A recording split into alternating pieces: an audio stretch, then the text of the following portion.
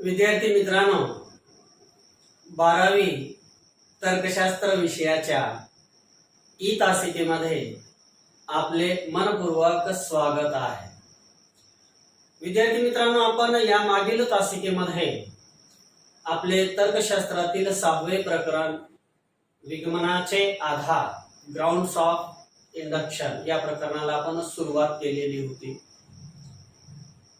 या प्रकरणाच्या अगदी सुरुवातीला आपण 2-3 मुद्द्यांचा अभ्यास केलेला आहे। त्यात आपण विगमनाचे आधार या मुद्द्यांतर्गत विगमनाचे 2 आधार तत्व अभ्यासली। एक विगमनाचे आकारिक आधार आणि दुसरं विगमनाचे वास्तविक आधार। विगमनाच्या आकारिक आधारालाच आपण विगमनाचे तात्विक आधार असेही म्हणतो।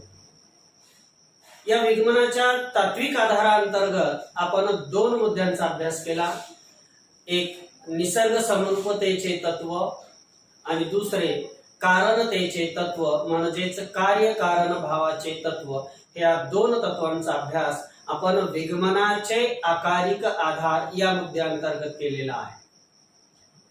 त्यानंतर आपण विगमनाचे वास्तविक आधार या मुद्द्याला सुरुवात करून त्यात आपण निरीक्षण व अवलोकन यात फरक काय आहे, निरीक्षण व अवलोकन यात भिन्नता काय आहे याचा अभ्यास आपण मागील तासिकेत केलेला आहे। आजच्या तासिकेमध्ये आपणास या पुढील भाग म्हणजेच आपणास निरीक्षणाची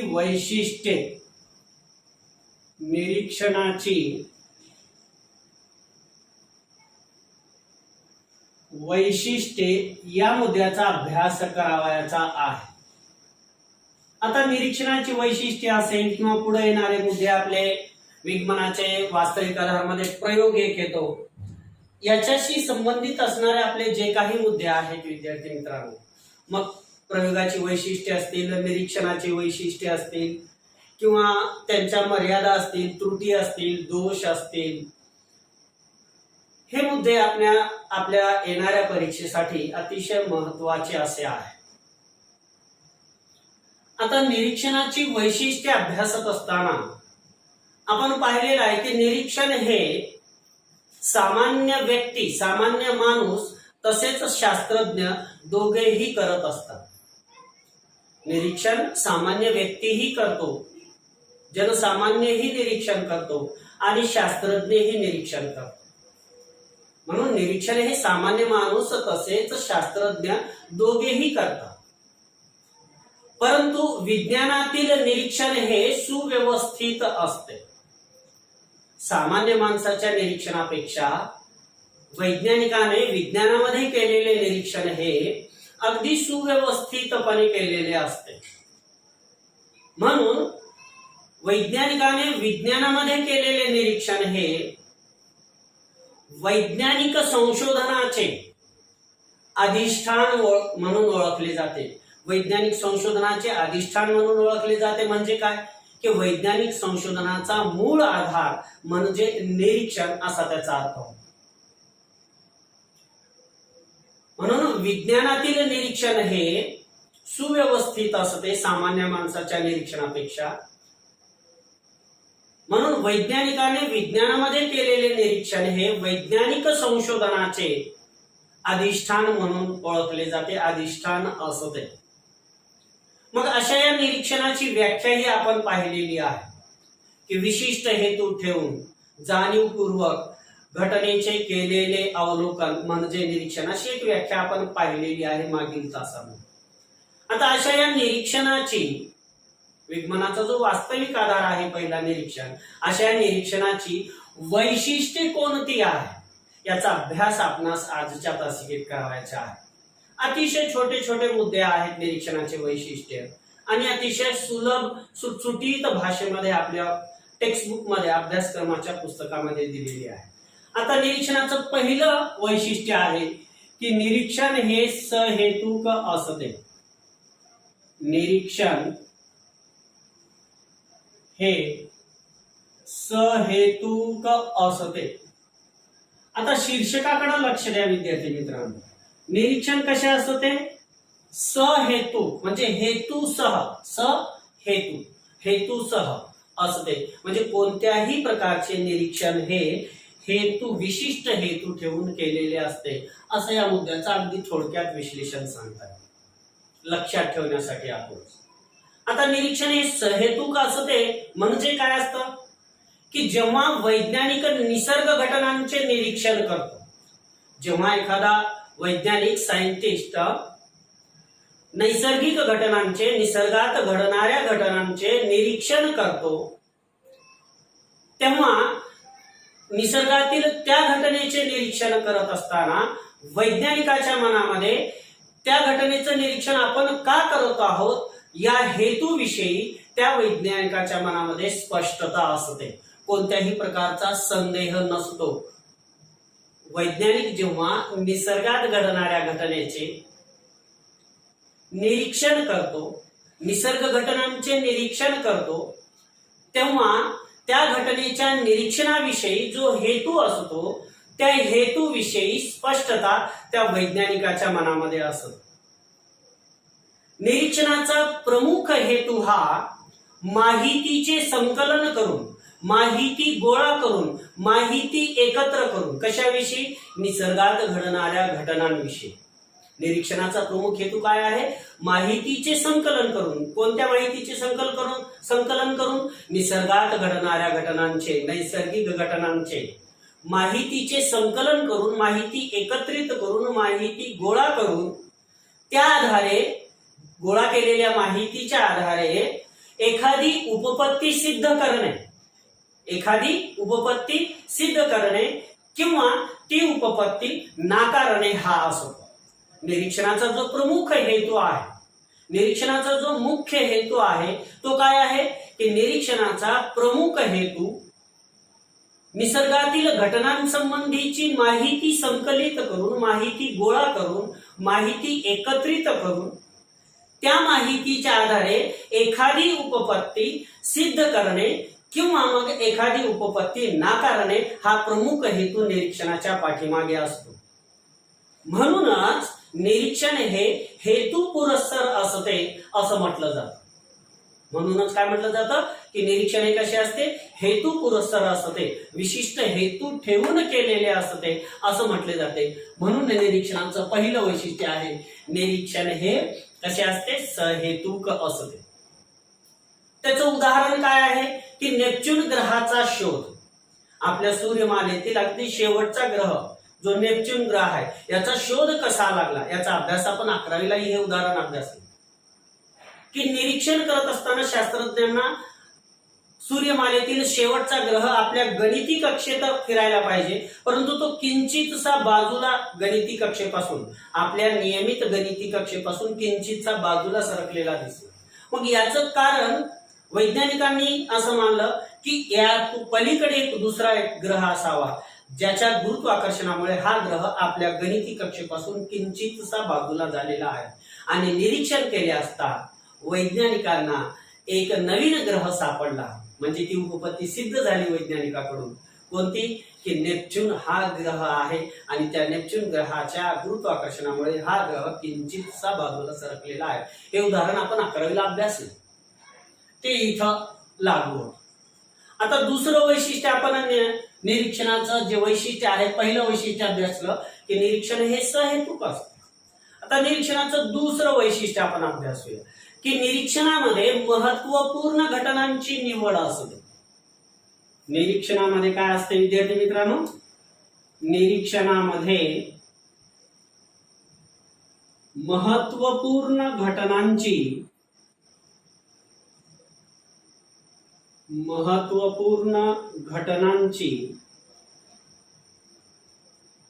निवड असते. म्हणजे निरीक्षण करत असताना महत्वपूर्ण घटनांची निवड करूनच वैज्ञानिक निरीक्षण करत असतात, असा त्याचा साधा ढोबळमानाने होणारा अर्थ आहे. आता याचं सविस्तर विश्लेषण काय आहे आपण पाहू. आता निरीक्षण ही गोष्ट, निरीक्षण हे निवडक असते. निरीक्षण हे कसे असते? निवडक असते. विशिष्ट घटना, एखादी विशिष्ट घटना, निसर्गात घडणारी एखादी विशिष्ट घटना निरीक्षणासाठी निवडली जाते. म्हणून असं म्हटलेलं आहे की निरीक्षण हे निवडक असते. घटनांची निवड, निसर्गात घडणाऱ्या घटनांची निवड ही निरीक्षकाच्या हेतूवरून निर्धारित होत असते. की निसर्गात घडणाऱ्या तर अनेक घटना आहेत आपण पाहतो. मग त्या निसर्गात घडणाऱ्या अनेक घटनांपैकी कोणत्या घटनेचे निरीक्षण करावे हे निरीक्षकाच्या हेतूवर अवलंबून असते. निरीक्षकाच्या हेतूवरून निर्धारित होत असते की निरीक्षकाचा त्या घटनेच्या पाठीमागचा उद्देश काय आहे, हेतू काय आहे, यावरून निरीक्षक काय करत असतो, घटनांची निवड करत असतो. म्हणून मी म्हटलं की निरीक्षण हे निवडक असते. घटनांची निवड ही निरीक्षकाच्या हेतूवर अवलंबून असते, हेतूवरून निर्धारित होत असते. विश्वातील अगणित घटनातून वैज्ञानिक केवळ अशाच घटनांची निवड करतात. विश्वातील अगणित घटनातून, विश्वामध्ये निसर्गामध्ये अनेक घटना घडत असतात. त्या घटनांमध्ये आपणास विविधता असलेली दिसून येते. मग विश्वातील अगणित घटनातून वैज्ञानिक केवळ अशाच घटनांची निवड करतात की ज्या अभ्यासाअंतर्गत येणाऱ्या समस्येशी निगडित असतात. ज्या अभ्यासाअंतर्गत येणाऱ्या कशाशी निगडित असतात, समस्येशी निगडित असतात. अशाच घटनांची निवड वैज्ञानिक निरीक्षणासाठी करत असतात. आणि अशाच महत्वपूर्ण घटनांचे निरीक्षण करतात की ज्यांचा उपयोग, ज्या घटनेचं निरीक्षण केल्यानंतर त्याचा उपयोग सूचित केलेली सिद्धांत कल्पना, काय केलेली, सूचित केलेली सिद्धांत कल्पना प्रस्थापित करण्यासाठी, म्हणजे सिद्ध करण्यासाठी, किंवा तिचे वर्जन करण्यासाठी, म्हणजे ती सिद्धांत कल्पना नाकारण्यासाठी होत असतो. म्हणून निरीक्षक हा निरीक्षण करत असताना निसर्गात घडणाऱ्या, विश्वात घडणाऱ्या अगणित घटनातून केवळ अशाच घटनांची निवड निरीक्षणासाठी करत असतो की ज्या अभ्यासाअंतर्गत येणाऱ्या समस्येशी निगडित असतात, समस्येशी संबंधित असतात. आणि अशाच महत्वपूर्ण घटनांचे निरीक्षण करतात की ज्यांचा उपयोग सूचित केलेली सिद्धांत कल्पना एकतर प्रस्थापित करण्यासाठी केला जातो किंवा मग ती सिद्धांत कल्पना वर्जन करण्यासाठी, म्हणजे त्या सिद्धांत कल्पनेचा नकार करण्यासाठी होतो. हे आहे निरीक्षणाचं दुसरं वैशिष्ट्य की निरीक्षणामध्ये महत्वपूर्ण घटनांची निवड असते. कारण विश्वात अनेक घटना, विविध घटना, अगणित घटना घडतात.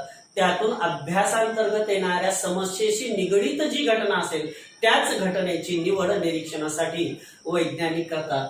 म्हणून निरीक्षणाचं हे एक महत्वाचं वैशिष्ट्य मानलं जातं. आता तिसरं वैशिष्ट्य आपण अभ्यासूया. तिसरं वैशिष्ट्य काय आहे विद्यार्थी मित्रांनो, तर निरीक्षणात घटनेच्या महत्वपूर्ण अंगांची निवड किंवा पैलूंची निवड असते. मी शॉर्ट मध्ये लिहितो इथं, महत्वपूर्ण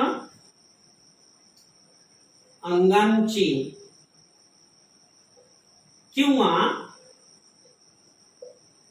पैलूंची निवड, किंवा कशाची निवड, पैलूंची निवड. हे एक निरीक्षणाचं महत्वाचं असं तिसरं वैशिष्ट्य आहे की निरीक्षण करत असताना निरीक्षक घटनेमध्ये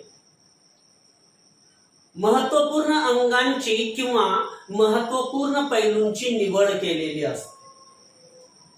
म्हणजे काय विद्यार्थी मित्रांनो, त्याचं विश्लेषण आपण अगदी थोडक्यात आणि व्यवस्थित पाहूया. घटना या निसर्गात घडणाऱ्या ज्या काही घटना असतील त्या घटना या असंख्य असतात आणि त्याच सोबत त्या घटना गुंतागुंतीच्याही असतात. निसर्गात घडणाऱ्या घटना या कशा असतात, असंख्य आणि गुंतागुंतीच्या असतात.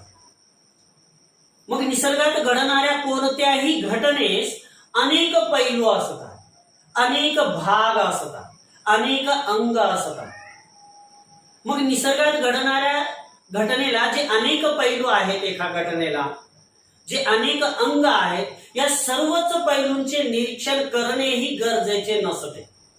एखाद्या घटनेशी संबंधित असणारे जे अनेक पैलू आहेत, एखाद्या घटनेशी संबंधित जे अनेक अंग आहेत, या सर्वच पैलूंचे, या सर्वच अंगांचे निरीक्षण करणेही गरजेचे नसते किंवा मग ते शक्यही होत नाही.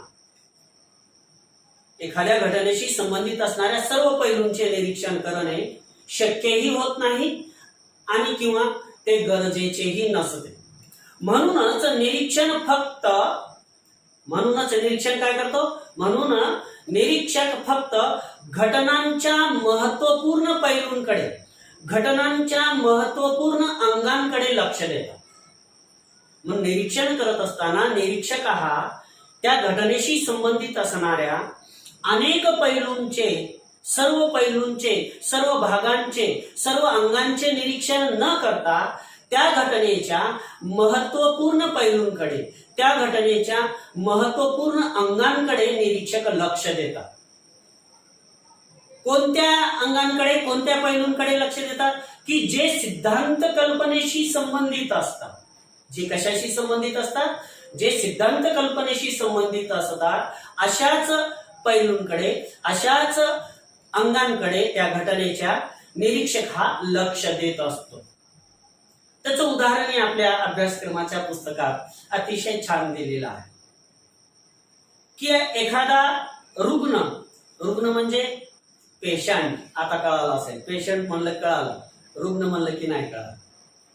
मग जेव्हा एखाद्या डॉक्टरला एखादा रुग्ण आपण दाखवायला नेतो त्यावेळेला डॉक्टर काय करतो? त्या रुग्णाचा, त्या रोग्याचा रक्तदाब म्हणजे प्रेशर, त्या रुग्णाचं तापमान तपासतो, त्या रुग्णाचे हृदयाचे ठोके तपासतो, हृदयाचे ठोके हार्टबीट तपासतो इत्यादीचे तो बारकाईने निरीक्षण करतो. डॉक्टर कोणाचे निरीक्षण करतो? त्या रुग्णाचे.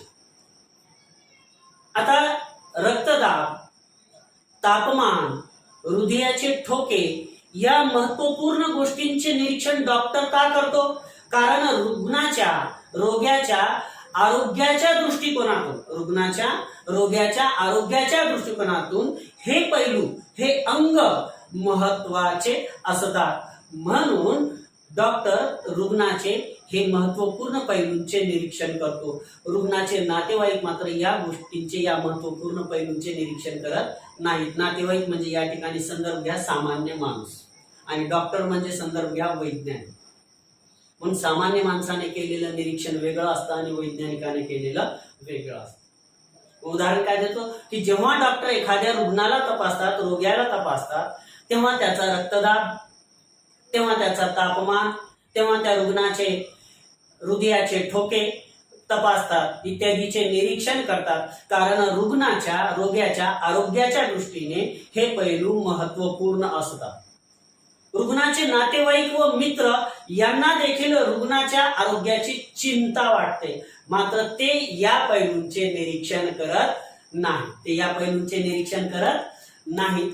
म्हणून सामान्य व्यक्तीने केलेले निरीक्षण आणि वैज्ञानिकाने केलेले निरीक्षण यात फरक असतो. तो या ठिकाणी या उदाहरणात आपणास स्पष्ट होतो. म्हणून घटना एकच असली तरी त्या घटनेची वैशिष्ट्यपूर्ण अंगे प्रत्येक निरीक्षकानुसार भिन्न भिन्न असू शकतात. एखादी घटना आहे, मग त्या घटनेशी संबंधित असणारी जी महत्वपूर्ण अंग आहे, त्या घटनेशी संबंधित असणारी जी महत्वपूर्ण वैशिष्ट्ये आहेत, ही वैशिष्ट्ये, महत्वपूर्ण असणारी वैशिष्ट्ये ही प्रत्येक निरीक्षकानुसार वेगवेगळी असू शकतात, भिन्न भिन्न असू शकतात. हा आहे तिसरा निरीक्षणाचं महत्वपूर्ण वैशिष्ट्य की निरीक्षणामध्ये महत्वपूर्ण अंगांची किंवा पैलूंची निवड असते. आता आपण पुढच्या मुद्द्याकडे, निरीक्षणाच्या वैशिष्ट्यामध्ये पुढच्या मुद्द्याकडे जाऊया. चौथा मुद्दा अभ्यासायचा आपणास की निरीक्षकाने घटनेच्या भ्रमात्मक पैलूंकडे दुर्लक्ष केले पाहिजे. भ्रमात्मक पैलूंकडे दुर्लक्ष केले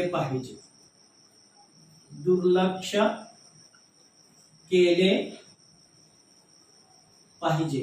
हे निरीक्षणाचं चौथं महत्वपूर्ण असं वैशिष्ट्य आहे की निरीक्षकाने काय केलं पाहिजे की निरीक्षकाने घटनेच्या भ्रमात्मक पैलूंकडे, भ्रमात्मक म्हणजे भास निर्माण करणाऱ्या पैलूंकडे, अंगांकडे, भागांकडे, घटकांकडे, निरीक्षकाने घटनेच्या भ्रमात्मक पैलूंकडे दुर्लक्ष केले पाहिजे. हे निरीक्षणाचं चौथं आणि महत्वपूर्ण वैशिष्ट्य आहे.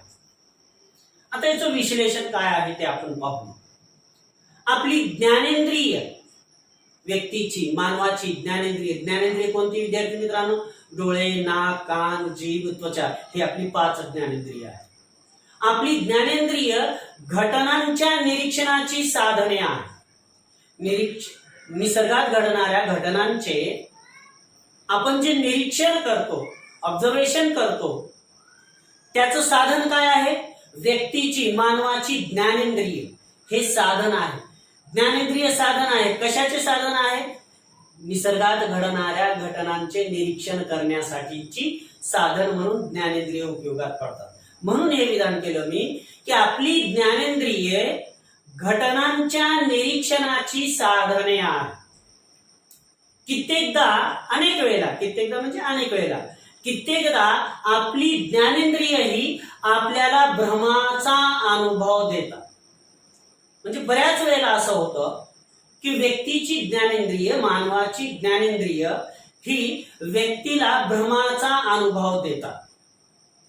आता उदाहरण पहा, एक छोटंसं उदाहरण. आपण बऱ्याच वेळेला या उदाहरणाचा अनुभवही घेतलेला आहे आपल्या दैनंदिन जीवनामध्ये, आणि तेच दैनंदिन जीवनातलं उदाहरण आपल्या पुस्तकातही आहे की जेव्हा एखादी काठी पाण्यामध्ये बुडवली, एखादी सरळ काठी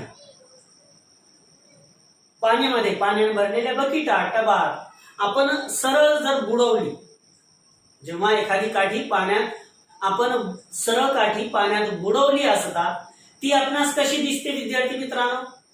काठी सरळ आहे, आपण सरळ बुडवलेली आहे, पण पाण्यात पाहिलं असता आपणास पाण्यात बुडवलेली ती काठी वाकडी दिसते. कशी दिसते? वाकडी दिसते. म्हणून इथं मी उदाहरण काय देतो की जेव्हा एखादी सरळ काठी पाण्यात बुडवली असता ती वाकडी दिसते, हा अनुभव घटनेचा भ्रमात्मक पैलू आहे. खरंच ती काठी वाकडी आहे का? नाही. मग ती वाकडी का दिसते याचं विश्लेषण पुढे 2-3 ओळींमध्ये येईल.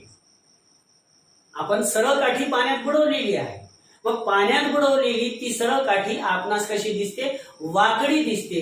ती काठी वाकडी दिसणे हा त्या घटनेचा जो आलेला अनुभव आहे तो त्या घटनेचा भ्रमात्मक, भासयुक्त पैलू आहे, भासयुक्त अंग आहे, भासयुक्त घटक आहे. आणि निरीक्षकाने त्याकडे जाणीवपूर्वक दुर्लक्ष केले पाहिजे. निरीक्षकाने त्याकडे काय केलं पाहिजे की सरळ काठी वाकडी दिसत आहे या भ्रमात्मक पैलूकडे, या भासयुक्त घटकाकडे निरीक्षकाने दुर्लक्ष केले पाहिजे. का केले पाहिजे?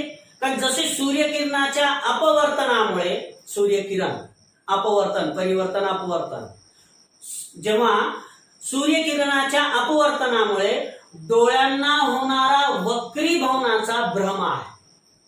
त्या भरलेल्या पाण्याच्या बादलीमध्ये काठी टाकल्यानंतर ती वाकडी दिसते, याचं मूळ कारण आहे सूर्यकिरणाचे होणारे अपवर्तन. या सूर्यकिरणाच्या होणाऱ्या अपवर्तनामुळे आपणास पाण्यात असणारी सरळ काठी सुद्धा कशी दिसते? वाकडी दिसते. घटनेच्या या भ्रमात्मक पैलूकडे, घटनेच्या या भासयुक्त पैलूकडे निरीक्षकाने दुर्लक्ष केले पाहिजे. हे निरीक्षणाचं चौथं वैशिष्ट्य आहे.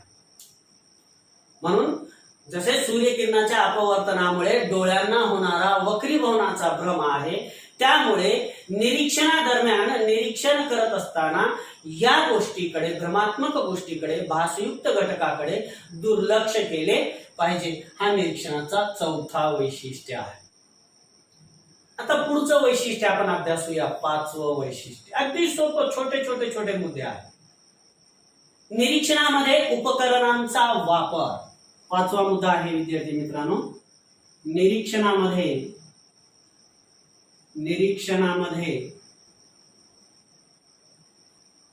उपकरणांचा वापर. निरीक्षणामध्ये उपकरणांचा वापर. आता उपकरण म्हणजे काय विद्यार्थी मित्रांनो? निरीक्षण करण्यासाठी उपयोगात आणली जाणारी, वापरली जाणारी यंत्रसामुग्री, साधन. निरीक्षणामध्ये उपकरणांचा वापर हे निरीक्षणाचं महत्वपूर्ण 5वं वैशिष्ट्य आहे. आता हे वैशिष्ट्य काय म्हणतं? काय आहे हे वैशिष्ट्य? त्याचाही अभ्यास आपण करूया. आता निरीक्षण आपल्या ज्ञानेंद्रियांवर अवलंबून असतं. निरीक्षण निसर्गात घडणाऱ्या घटनांचे, कोणत्याही घटनेचे निरीक्षण हे कशावर अवलंबून असतं विद्यार्थी मित्रांनो? व्यक्तीच्या, मानवाच्या ज्ञानेंद्रियांवर अवलंबून असतं. मग निरीक्षण हे आपल्या ज्ञानेंद्रियावर अवलंबून असते.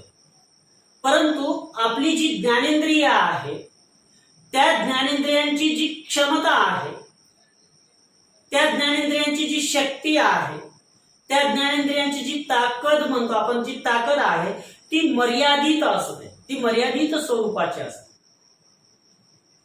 निरीक्षण हे व्यक्तीच्या ज्ञानेंद्रियावर अवलंबून असते. परंतु व्यक्तीची जी ज्ञानेंद्रिय आहे तर त्या ज्ञानेंद्रियांची क्षमता, निरीक्षण करण्याची क्षमता ही मर्यादित स्वरूपाची असते.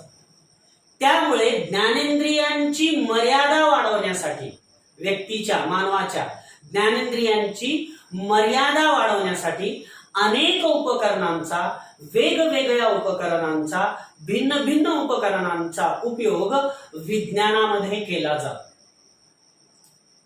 इथं 2 गोष्टी लक्षात घ्या विद्यार्थी मित्रांनो, की निरीक्षण, निसर्गात घडणाऱ्या घटनांचे निरीक्षण कशाच्या सहाय्याने केलं जातं? ज्ञानेंद्रियांच्या सहाय्याने केलं जातं.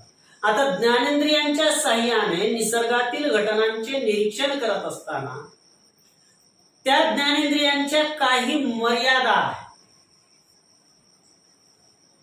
त्यामुळे या ज्ञानेंद्रियांच्या, आपल्या ज्ञानेंद्रियांची जी मर्यादा आहे ती मर्यादा वाढवण्यासाठी, म्हणजे त्या निसर्गात घडणाऱ्या घटनेचं व्यवस्थित निरीक्षण करण्यासाठी आपण आपल्या ज्ञानेंद्रियांची मर्यादा वाढवण्यासाठी अनेक उपकरणांचा उपयोग विज्ञानामध्ये केला जातो किंवा विज्ञानामध्ये आपण करत असतो.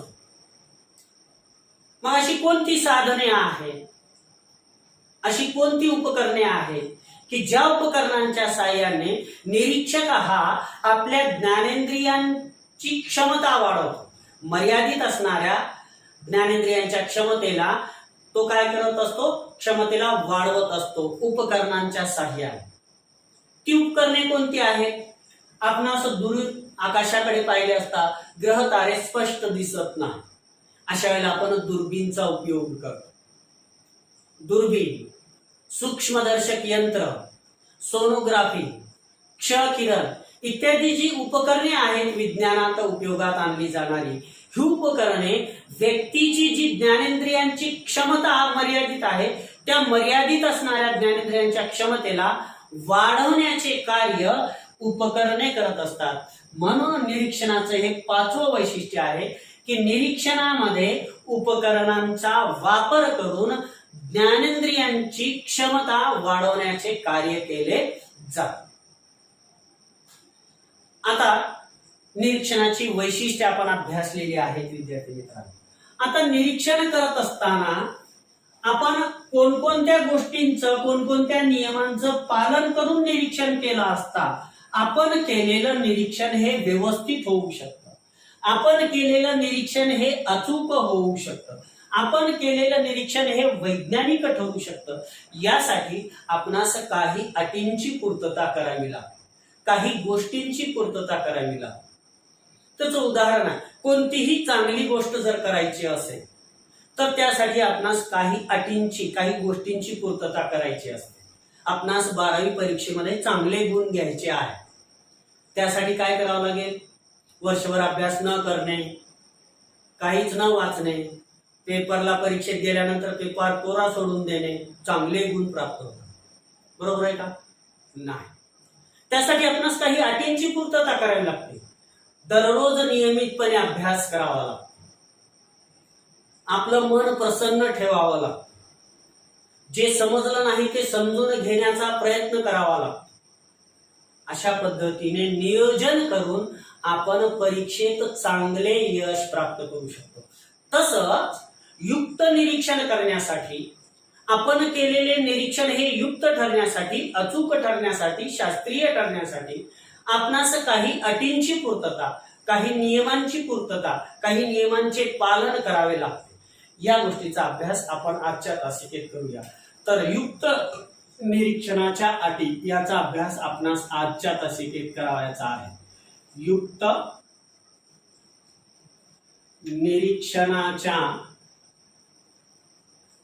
निरीक्षणाच्या अटी अतिशय महत्वपूर्ण प्रश्न आहे आणि परीक्षेत सुद्धा अतिशय सुलभ जाणारा, सोपा वाटणारा असा प्रश्न आहे. आता युक्त निरीक्षणाच्या अटी अभ्यासत असताना वैज्ञानिक संशोधनामध्ये युक्त किंवा उचित निरीक्षण हे महत्वाचे असते. वैज्ञानिक संशोधनात युक्त निरीक्षण किंवा उचित निरीक्षण, युक्त निरीक्षण म्हणजे उचित निरीक्षण, उचित निरीक्षण म्हणजे युक्त निरीक्षण. तर वैज्ञानिक संशोधनामध्ये युक्त किंवा उचित निरीक्षण हे महत्वाचे असते.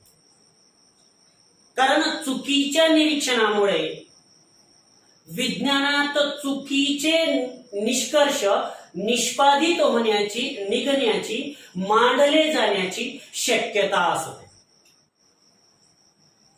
वैज्ञानिक संशोधनात युक्त किंवा उचित निरीक्षण हे महत्वाचे आहे.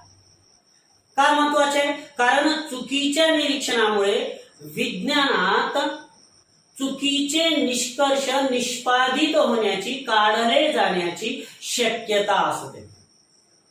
म्हणून उचित निरीक्षणाच्या अटी माहित असणे आवश्यक आहे. उचित निरीक्षणाच्या अटी माहित असणे आवश्यक आहे. मग त्या अटी कोणकोणत्या आहेत त्याचा अभ्यास आपण आजच्या तासिकेत करूया. त्यातली पहिली अट आहे मानसिक अवस्था व बौद्धिक स्थिती. पहिली अट आहे मानसिक अवस्था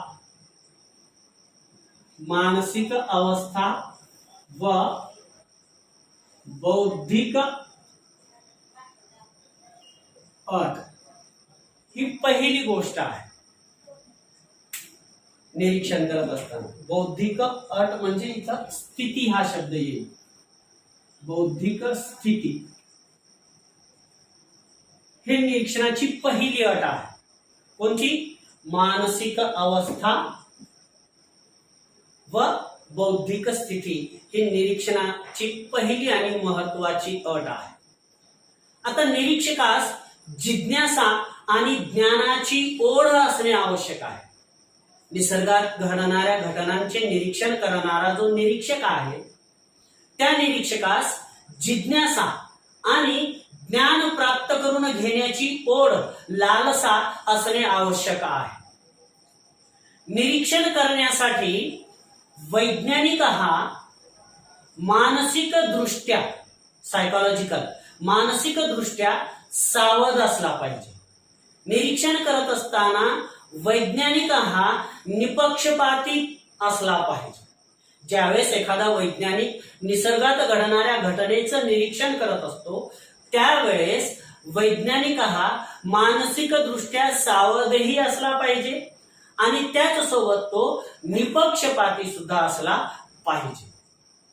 नैसर्गिक घटना समजून घेण्यासाठी आणि स्पष्ट करण्यासाठी, नैसर्गिक घटना, निसर्गात घडणाऱ्या घटना समजून घेण्यासाठी आणि स्पष्ट करण्यासाठी वैज्ञानिकाकडे बौद्धिक क्षमता असणे आवश्यक आहे. की निसर्गात घडणारी जी घटना आहे, ज्या घटनेचं वैज्ञानिक निरीक्षण करत आहे, ती नैसर्गिक घटना समजून घेण्यासाठी आणि ती नैसर्गिक घटना स्पष्ट करण्यासाठी वैज्ञानिकाकडे बौद्धिक क्षमता असली पाहिजे. बौद्धिक क्षमता असणे आवश्यक आहे. पूर्वग्रह टाळण्यासाठी निरीक्षकाने सर्व घटनांचे निरीक्षण केले पाहिजे.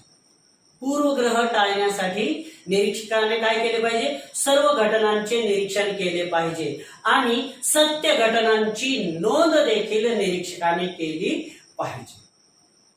पूर्वग्रह टाळण्यासाठी निरीक्षकाने सर्व घटनांचे निरीक्षण केले पाहिजे आणि सत्य घटनांची नोंद देखील निरीक्षकाने केली पाहिजे. मग त्या घटना महत्वाच्या असोत किंवा मग त्या घटना महत्वाच्या नसोत, अशा सर्व घटनांची नोंद निरीक्षकाने केली पाहिजे. आणि या अशा सर्व घटनांची नोंद जर निरीक्षकाने केली तर पूर्वग्रह टाळता येऊ शकतो आणि तो योग्य निरीक्षणासाठी, युक्त निरीक्षणासाठी, उचित निरीक्षणासाठी आवश्यक आहे. पूर्वग्रह दूषित निरीक्षण टाळण्याचा दुसरा मार्ग, पूर्वग्रह दूषित निरीक्षण टाळण्याचा दुसरा मार्ग म्हणजे काय आहे की सार्वजनिक परीक्षण क्षमतेची कसोटी हा दुसरा मार्ग आहे. पूर्वग्रह टाळण्याचा दुसरा मार्ग कोणता आहे? कोणता आहे? सार्वजनिक परीक्षण क्षमतेची कसोटी हा दुसरा मार्ग आहे. काय आहे मार्ग? की ज्यात एका वैज्ञानिकाने केलेल्या निरीक्षणाची तपासणी, एखाद्या वैज्ञानिकाने ज्या नैसर्गिक घटनेचं निरीक्षण केलेलं आहे त्या निरीक्षणाची तपासणी दुसरा वैज्ञानिक करतो. याचा अर्थ एका वैज्ञानिकाच्या निरीक्षणाची नोंद इतर वैज्ञानिकांना तपासता किंवा पडताळता येते. दुसरा मार्ग आहे पूर्वग्रह टाळण्यासाठी.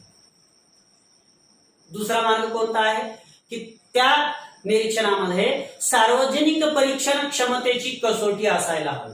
म्हणजे काय की ज्यात एका वैज्ञानिकाने केलेल्या निरीक्षणाची तपासणी, एका वैज्ञानिकाने केलेल्या निरीक्षणाची तपासणी दुसरा वैज्ञानिक करतो. याचा अर्थ काय होतो की एका वैज्ञानिकाच्या निरीक्षणाची नोंद, एका वैज्ञानिकाने निरीक्षण करून जी नोंद केलेली आहे ती नोंद इतर वैज्ञानिकांना, दुसऱ्या वैज्ञानिकांना तपासता किंवा पडताळता येते. ज्या परिस्थितीत निरीक्षण करणे शक्य आहे, ज्या परिस्थितीत निरीक्षण करणे शक्य आहे त्या अनुकूल परिस्थितीची वाट पाहण्यासाठी वैज्ञानिकांना खुल्या मनाचा व संयमशील असला पाहिजे. कसा असला पाहिजे की आपणास ज्या परिस्थितीमध्ये निसर्गात घडणाऱ्या एखाद्या घटनेचे निरीक्षण करणे शक्य होणार आहे अशी घटना निसर्गात जेव्हा केव्हा घडेल तेव्हाच त्या घटनेचं निरीक्षण करावं. मग यासाठी वैज्ञानिकाला संयमशील असणे आवश्यक आहे. यासाठी वैज्ञानिक खुल्या मनाचा असणे आवश्यक आहे. तरच तो योग्य परिस्थितीत निसर्गात जेव्हा ती घटना घडेल तेव्हा ती घटना निरीक्षणासाठी घेत असतो, तेव्हा त्या घटनेचं वैज्ञानिक निरीक्षण करतो. म्हणून इथं म्हटले ज्या परिस्थितीत निरीक्षण करणे शक्य आहे, निरीक्षण करणे योग्य होईल त्या अनुकूल परिस्थितीची वाट पाहण्यासाठी, वाट पाहावी लागते. कारण निसर्गामध्ये घडणाऱ्या घटना या व्यक्तीच्या इच्छेनुसार घडत नसतात, त्या निसर्ग नियमानुसारच घडत असतात. मग जेव्हा केव्हा या घटना घडतील तेव्हा, जेव्हा केव्हा अनुकूल परिस्थिती निर्माण होईल तेव्हाच त्या घटनेचं निरीक्षण केलं असतं. ते निरीक्षण युक्त ठरतं, उचित ठरतं. परंतु त्यासाठी निरीक्षकाला कसं असलं पाहिजे? निरीक्षक हा, वैज्ञानिक हा खुल्या मनाचा असला पाहिजे आणि त्याचसोबत वैज्ञानिक हा संयमशील सुद्धा असला पाहिजे. हे आहे निरीक्षणाच्या अटीमधली पहिली अट की मानसिक अवस्था व बौद्धिक स्थिती ही युक्त निरीक्षणासाठी, उचित निरीक्षणासाठी असणारी महत्वपूर्ण पहिली अट आहे. आता दुसरी अट कोणती आहे विद्यार्थी मित्रांनो? ज्ञानेंद्रियांची आणि उपकरणांची मर्यादा.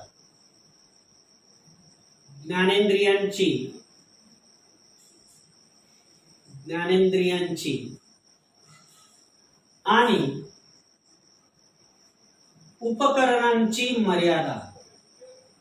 उपकरणांची मर्यादा ही युक्त निरीक्षणाची दुसरी अट आहे विद्यार्थी मित्रांनो. अतिशय महत्वपूर्ण अशी अट आहे. सुलभ आहे, अगदी सोपा आहे. ज्ञानेंद्रियांची आणि उपकरणांची मर्यादा याची जाणीव असली पाहिजे. कोणाला असली पाहिजे? निरीक्षकाला असली पाहिजे. कोणाला असली पाहिजे विद्यार्थी मित्रांनो? निरीक्षकाला. आता काय म्हणतो बघा, ज्ञानेंद्रियांची आणि उपकरणांची मर्यादा ही दुसरी अट युक्त निरीक्षणासाठी असणारी काय सांगते? की जर ज्ञानेंद्रिय ही निरीक्षण करणाऱ्या व्यक्तीची ज्ञानेंद्रिय ही जर सदोष असतील, दोषपूर्ण असतील, त्यामध्ये काही दोष असतील, तर एखादी व्यक्ती निरीक्षण योग्य प्रकारे करू शकणार नाही. जर निरीक्षण करणाऱ्या व्यक्तीच्या ज्ञानेंद्रियांमध्ये काही दोष असेल, काही त्रुटी असेल, तर त्या व्यक्तीकडून निरीक्षण हे योग्य प्रकारे होणार नाही, अचूक निरीक्षण होणार नाही, युक्त निरीक्षण होणार नाही. आणि अशा निरीक्षणावर सदोष असणाऱ्या ज्ञानेंद्रियाच्या माध्यमातून केलेल्या निरीक्षणामधून, अशा निरीक्षणावरून प्राप्त केलेले निष्कर्ष देखील विश्वासार्ह नसतील. म्हणजे अशा निरीक्षणातून की ज्या निरीक्षकाची ज्ञानेंद्रिय ही सदोष आहे, दोषपूर्ण आहे, अशा व्यक्तीने केलेल्या निरीक्षणातून जे निष्कर्ष प्राप्त होतात, ते प्राप्त होणारे निष्कर्ष हे विश्वास ठेवण्यासारखे नसतात. त्याला आपण निश्चित सत्य मानू शकत नाही, ते स्वीकारू शकत नाही. कारण निरीक्षण करणाऱ्या व्यक्तीची, निरीक्षकाची ज्ञानेंद्रिय ही सदोष असल्यामुळे. म्हणून असं म्हटलेलं आहे की ज्ञानेंद्रिय ही जर सदोष असतील तर एखादी व्यक्ती निरीक्षण हे योग्य प्रकारे करू शकणार नाही. आणि अशा निरीक्षणावरून प्राप्त केलेले निष्कर्ष देखील विश्वासार्ह नसतील, म्हणजे विश्वसनीय नसतील. यासाठी ज्ञानेंद्रिय ही, निरीक्षकाची ज्ञानेंद्रिय ही निरोगी असायला हवं, सदोष असायला नको, ती दोषरहित असायला पाहिजे. म्हणून ज्ञानेंद्रिय ही निरोगी, युक्त निरीक्षणासाठी निरीक्षकाची ज्ञानेंद्रिय ही कशी असायला पाहिजे विद्यार्थी मित्रांनो? निरोगी असायला हवी. ज्ञानेंद्रियांची अवलोकन क्षमता म्हणजे माहिती करून घेण्याची क्षमता, ज्ञान मिळवण्याची क्षमता, त्याला म्हणतो आपण ज्ञानेंद्रियांची क्षमता. ज्ञानेंद्रियांची अवलोकन क्षमता ही मर्यादित असते. ज्ञानेंद्रियांची अवलोकन क्षमता ही कशी असते? मर्यादित असते. एखाद्या वस्तूचे आकलन स्पष्ट करू शकत नाही.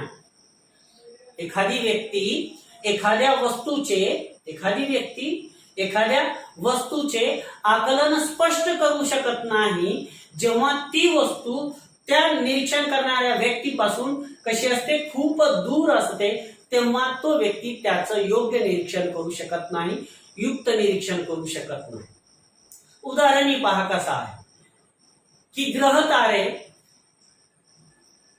खूप सूक्ष्म असणारे कण, अशा परिस्थितीत प्रभावी वैज्ञानिक उपकरणांचा वापर आवश्यक व अत्यंत मोलाचे ठरते.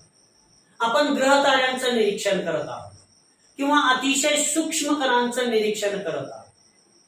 अशा वेळेला आपण जर सरळ ज्ञानेंद्रियांचा उपयोग करून ग्रह ताऱ्यांचं निरीक्षण केलं, सूक्ष्म कणांचं निरीक्षण केलं, तर ते योग्य किंवा युक्त निरीक्षण होणार नाही. कारण ज्ञानेंद्रियांच्या काही क्षमता मर्यादित असतात. मग ही मर्यादित असणारी ज्ञानेंद्रियांची क्षमता वाढवण्यासाठी आपणास काय करावं लागेल? विज्ञानात असणाऱ्या उपकरणांचा उपयोग करावा लागेल. म्हणून वैज्ञानिक उपकरणांचा वापर करणे आवश्यक व अत्यंत मोलाचे ठरते. विज्ञानात वापरण्यात येणाऱ्या प्रभावी उपकरणांना सुद्धा काही मर्यादा पडतात. विज्ञानामध्ये निरीक्षण करत असताना आपण ज्या उपकरणांची मदत घेतो, आपण ज्या उपकरणांचा आधार घेतो, त्या उपकरणांना सुद्धा काही मर्यादा पडतात. म्हणून निरीक्षण करताना वैज्ञानिकांनी ज्ञानेंद्रियांची व उपकरणांची मर्यादा गृहीत धरली पाहिजे. म्हणून वैज्ञानिकाला आपल्या ज्ञानेंद्रियांची मर्यादा ही माहीत असली पाहिजे. आणि आपण निरीक्षण करत असताना ज्या उपकरणांचा आधार घेत आहोत, जी उपकरणे वापरत आहोत, त्या उपकरणांची सुद्धा मर्यादा असते विद्यार्थी मित्रांनो. त्या उपकरणांच्या मर्यादांची जाणीव ही निरीक्षकाला असली पाहिजे, तरच युक्त निरीक्षण होऊ शकते. तिसरा घटक आपण या ठिकाणी, तिसरी आणि महत्वपूर्ण अट आपण या ठिकाणी अभ्यासूया, जी युक्त निरीक्षणासाठी अतिशय महत्वाची आहे. बाह्य परिस्थिती. बाह्य परिस्थिती हा युक्त निरीक्षणासाठी असणारा तिसरा महत्वपूर्ण घटक आहे. अतिशय महत्वाचा असा घटक आहे बाह्य परिस्थिती. आता वैज्ञानिकांनी निरीक्षणादरम्यान निरीक्षण करत असतात सर्व शक्य असलेल्या बाह्य परिस्थिती विचारात घेतल्या पाहिजे. वैज्ञानिकांनी निरीक्षण करत असताना सर्व शक्य असलेल्या बाह्य परिस्थिती विचारात घेतल्या पाहिजे. बाह्य परिस्थितीचा किंवा पर्यावरणाचा परिणाम, बाह्य परिस्थितीचा किंवा पर्यावरणाचा परिणाम घटनेच्या निरीक्षणावर होऊ शकतो. निरीक्षक ज्या घटनेचं निरीक्षण करत आहे त्या घटनेचं निरीक्षण करत असताना बाह्य परिस्थितीचा परिणाम त्या घटनेवर होऊ शकतो, ज्या घटनेचं निरीक्षण करत आहोत त्यावर, किंवा पर्यावरणाचा परिणाम त्या घटनेवर होऊ शकतो. याची जाणीव निरीक्षकाला असली पाहिजे. उदाहरण पहा काय दिलेलं आहे आपल्या पुस्तकामध्ये, की थंडीच्या ऋतूमध्ये आत्यंतिक धुक्यामुळे आपण रस्ता स्पष्ट पाहू शकत नाही किंवा आपणास रस्ता धुक्यामुळे स्पष्ट दिसत नाही. अशा वेळेला निरीक्षकाला बाह्य परिस्थितीची जाणीव असेल तर या परिस्थितीची, धुक्याच्या परिस्थितीमुळे रस्ता स्पष्ट दिसत नाही, या परिस्थितीची निरीक्षकाला जर स्पष्ट जाणीव असेल तर त्याचा निरीक्षणावरील परिणाम तपासता आला तर ते निरीक्षण अचूक ठरते. अचूक ठरते. म्हणून निरीक्षकाला बाह्य परिस्थितीचा आणि पर्यावरणाचा घटनेच्या निरीक्षणावर काय परिणाम होऊ शकतो याची स्पष्ट अशी जाणीव निरीक्षकाला असली पाहिजे. त्याचं उदाहरण आपण आताच पाहिलेलं आहे की थंडीच्या ऋतूत आत्यंतिक धुक्यामुळे आपण रस्ता स्पष्ट पाहू शकत नाही. जर निरीक्षकाला बाह्य परिस्थितीची जाणीव असेल, त्याचा निरीक्षणावरील परिणाम तपासता आला तर मग ते निरीक्षण कसे ठरते? अचूक ठरते. ते निरीक्षण युक्त ठरते. ते निरीक्षण उचित ठरते. आता आपण पुढील युक्त निरीक्षणाची अट अभ्यासूया, जी शेवटची अट आहे, आणि मग आपली ही लांबलेली तासिका आपण थांबूया. निरीक्षण तंत्राचे प्रशिक्षण. निरीक्षण तंत्राचे प्रशिक्षण ही शेवटची अट युक्त निरीक्षणासाठी, उचित निरीक्षणासाठी असणारी आहे. आणि या अटीचं पालन करून जर निरीक्षण केलं तर ते केलेलं निरीक्षण युक्त ठरतं, उचित ठरतं. आता निरीक्षण तंत्राचे प्रशिक्षण म्हणजे काय? की वैज्ञानिक तपासात युक्त किंवा अचूक निरीक्षण ही अनिवार्य अट आहे. वैज्ञानिक निरीक्षणामध्ये युक्त निरीक्षण करणे, वैज्ञानिक निरीक्षणामध्ये अचूक निरीक्षण करणे ही अनिवार्य अट मानली जाते, म्हणजे महत्वपूर्ण अट मानली जाते. युक्त निरीक्षणासाठी वैज्ञानिकाला, उचित निरीक्षणासाठी वैज्ञानिकाला निरीक्षण तंत्राच्या प्रशिक्षणाची आवश्यकता असते. युक्त निरीक्षण त्या वैज्ञानिकाकडून घडून येण्यासाठी, अचूक निरीक्षण घडण्यासाठी वैज्ञानिकाला निरीक्षण तंत्राच्या प्रशिक्षणाची आवश्यकता असते. प्रशिक्षण वैज्ञानिकांना खालील मार्गाने मदत करत असते. आता वैज्ञानिकांना निरीक्षण करत असताना निरीक्षण तंत्राच्या प्रशिक्षणाची आवश्यकता काय आहे? काय मदत करतो निरीक्षण तंत्राच्या प्रशिक्षण वैज्ञानिकाला दिल्यानंतर? तर पहिली मदत कोणती होती पहा. निरीक्षकाला काय निरीक्षण करावे, केव्हा निरीक्षण करावे, कोठे निरीक्षण करावे आणि कसे निरीक्षण करावे हे जाणून घेण्यास मदत होते. कशामुळे? निरीक्षण तंत्राच्या प्रशिक्षणामुळे. निरीक्षण तंत्राच्या परीक्षणामुळे कशाची मदत होते? पहिली मदत की निरीक्षकाला काय निरीक्षण करावे, कशाचे निरीक्षण करावे, ते निरीक्षण कधी करावे, ते निरीक्षण कोठे करावे, ते निरीक्षण कसे करावे हे जाणून घेण्यासाठी निरीक्षकाला निरीक्षण तंत्राच्या प्रशिक्षणामुळे मदत होत असते. ही पहिली मदत. दुसरी मदत काय होते की वैज्ञानिक उपकरणे कोणती, केव्हा आणि कशी वापरावी. जी वैज्ञानिक उपकरणे आहेत, जी निरीक्षण करत असताना उपयोगात आणली जातात, त्या अनेक असलेल्या उपकरणांपैकी कोणत्या उपकरणाचा उपयोग आपण करू शकतो हे वैज्ञानिकाला निरीक्षण तंत्राच्या प्रशिक्षणामुळे समजत असते. आपणास ग्रह ताऱ्यांचं निरीक्षण करायचं, सूक्ष्मदर्शक घेऊन चालणार नाही. त्यासाठी निरीक्षण तंत्राचं जर प्रशिक्षण असेल तर तो टेलिस्कोप, दुर्बीण घेऊन बसेल. म्हणून वैज्ञानिक उपकरणे कोणती, केव्हा आणि कशी वापरावीत हे वैज्ञानिकाला निरीक्षण तंत्राच्या प्रशिक्षणामुळे कळत असते आणि त्यातून मग युक्त निरीक्षण घडून येते. अशा पद्धतीने मानसिक अवस्था व बौद्धिक स्थिती, ज्ञानेंद्रियांची आणि उपकरणांची मर्यादा, बाह्य परिस्थिती आणि निरीक्षण तंत्राचे प्रशिक्षण या 4 अटींचे पालन करून जर आपण निरीक्षण केले तर मग ते निरीक्षण युक्त निरीक्षण ठरते. म्हणून युक्त निरीक्षणाच्या या 4 अटी आहेत ज्यांचा अभ्यास आपण आजच्या तासिकेत केलेला आहे. विद्यार्थी मित्रांनो, आजच्या तासिकेमध्ये आपणास जर काही अडचण असेल, काही भाग समजलेला नसेल तर आपण माझ्या YouTube चॅनलच्या चॅट बॉक्समध्ये, संदेश बॉक्समध्ये आपल्या अडचणी पाठवाव्या. आपल्या अडचणींचं नक्कीच समाधान केलं जाईल. या व्हिडिओची लिंक किंवा माझ्या YouTube चॅनलची लिंक या व्हिडिओच्या डिस्क्रिप्शन बॉक्समध्ये दिलेली आहे. आजच्या या तासिकेमध्ये आपणास अभ्यास करत असताना किंचित जरी वाटलं की हा व्हिडिओ आपणास हा विषय समजून घेण्यामध्ये मदत करत आहे तर आपल्याच एका शिक्षकाच्या YouTube चॅनलला आपण पटकन सबस्क्राईब करावे.